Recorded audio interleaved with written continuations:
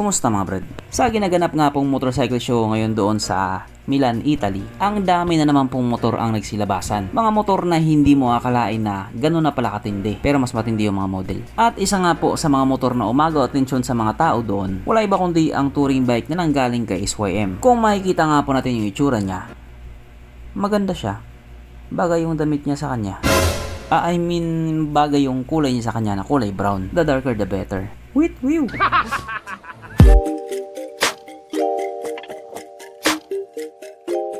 Pero syempre bago tayo magpatuloy, kung bago ka pa lamang napadpad dito sa aking walang kwentang channel, huwag ka na mag-subscribe. So yun na nga. Bidang-bida nga po ngayon ang isa sa pinakabagong motor na nilabas na SYM, ang kanilang SYM TTL BT.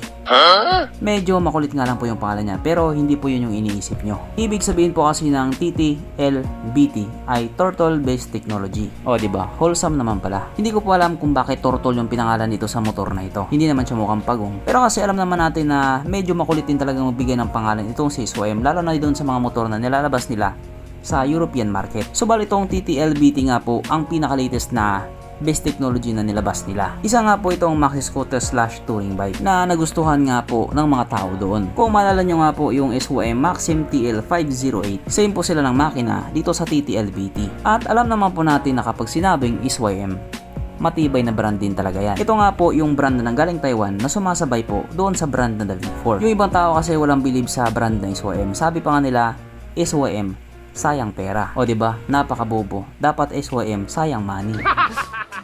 Pero sila po ang may sabi nun, hindi po ako. Bali, ang motor nga po na ito ay ginawa para nga po doon sa mga taong mahilig mag-loop-loop. Or yung mag north loop, west loop, or di naman kaya Philippine loop. Kaya ang motor na ito ginawa talaga para doon sa mga taong mahilig mag-loop-loop. Parang sagwang pakinggan. Kaya dahil dyan, pag-usapan na lamang natin kung ano bang meron sa motor na ito at kung gaano nga ba talaga siya kaganda. So ito nga po ang napakalapit na SYM TTL BT 508 na mayroong 508 cubic centimeter engine displacement, 4-stroke twin cylinder, dual overhead cam with 8 valves, naka-electronic fuel injected at syempre ito po ay naka-liquid cooled. Kaya hindi po siya panis sa Honda Click-On 25.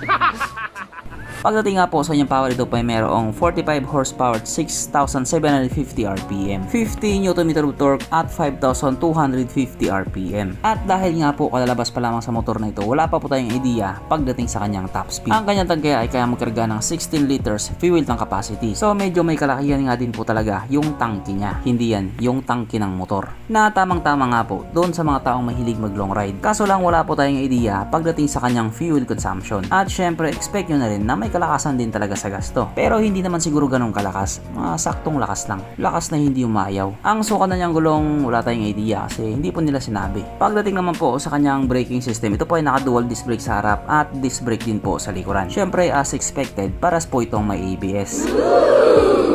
Ang kanyang seat height ay mitaas sa 780mm at wala tayong idea pagdating sa kanyang ground clearance. Pero kita naman natin na mataas siya. Mapunta naman po tayo sa iba po niya mga features. So, ang ilaw nga po sa motor na ito, naka full LED na po. Kung mapapansin nga po natin, naka-projector po yung sa ilalim. Tapos parang DRL naman yung sa taas. Yung sa likuran naman, ganyan yung itsura niya. Sexy pa din yung ilaw niya. Ang kanyang gauge panel ito nga po ay naka TFT display na maganda nga po yung pagkakagawa nila. Syempre automatic nakakilis po ang motor na ito. Pero dyan nga po sa remote niya sa may gilid, pwede mong bunutin yung susi para isusi mo dun sa susi doon pambukas sa dalawang box. Siyempre, isa sa pang malakas ang feature nila dito sa motor na ito, yung kanyang TCS or Traction Control System na expected na rin po para sa ganitong kalupit na motor. Kung makikita nyo nga po yung kanyang windshield, yan po ay automatic or may pipindutin ka lang sa sa manibela niya. Tataas tsaka bababa na siya. O diba, mas convenient yun. At dahil ito nga po ay isang touring bike, syempre meron po siyang cruise control. Kung sakaling pagod ka ng pumiga, alam mo na kung anong gagawin mo. Okay. Pero dito, alam nyo na rin kung ano yung gagawin ko. Sapagkat nandito na nga po tayo sa exciting na part, ang kanyang mga suspension. So sa harapang bahagi nga po ito ay ginamitan ng inverted fork. At sa likuran naman ito po ay gumagamit ng single-sided monoshock na ayon nga po sa mga taong nakagamit sa motor na ito. Maganda ang bounce.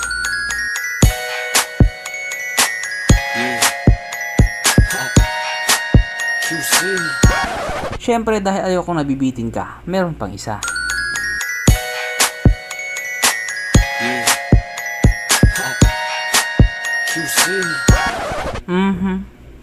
Panigurado. Wala na namang nalungkot.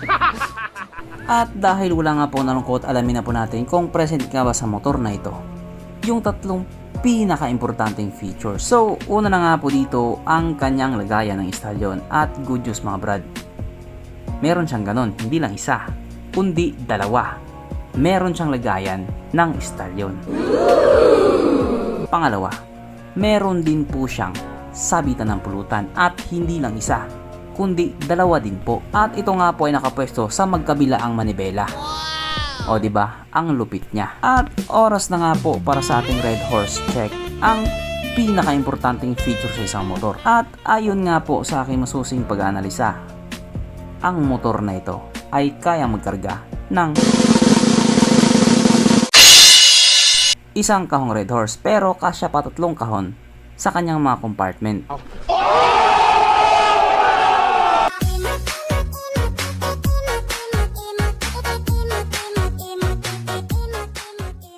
So therefore ang motor na ito ay talagang highly recommended.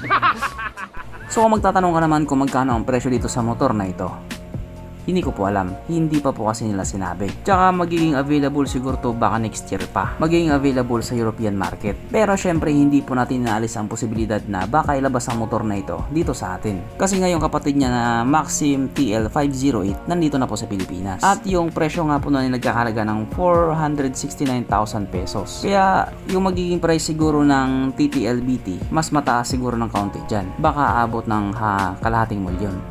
Oo, alam ko hindi lahat ng tao afford yun. Kasi nga hindi naman lahat ng tao dito sa atin mapipera. Pero kung mapera ka naman, panigurado afford mo din to. Tsaka alam naman po nila kung sino yung mga target buyer nila. Katulad nga sinabi ko kanina, yung mga mahilig mag-loop-loop, yung mga mahilig mag-endurance, aka karera ng mga mayayaman, yung mga mahilig mag-long ride, yung mga bumabiyahe tawid dagat, at marami pa nga pong iba na kung saan nababagay itong motor na ito. Oo, hindi nga siya para sa lahat, pero para naman dyan sa may mga pera. Kaya kung ikaw isa ka din sa mga walang pera, marami na tayo. Pero ang totoo niyan mga brad, wala naman talaga akong pakialam sa motor na ito. Mas may pakialam ako sa model. Ang ganda kasi niya. Tapos sexy pa. Oh, manyakis. At syempre doon nga po sa ginaganap na motorcycle show, hindi lang naman po yan yung motor na pinakita nila. Marami pa pong iba. Kumbaga siya kasi yung isa sa mga nag-stand out sa mga kasamahan niya. Kaya yung mga tao siya yung nilalapitan. At pagdating nga po ng 2025, yan yung mga abangan natin kung dadalhin din ba yan sa Pilipinas. Pero kung hindi naman, okay lang naman. Wala din naman kasi akong pambili. Kaya wala akong pake. So hanggang dito na lang muna mga brad. Kung may gusto kong sabihin or gustong idagdag doon sa mga sinabi ko, mag-comment ka na lamang sa baba. Okay, bye.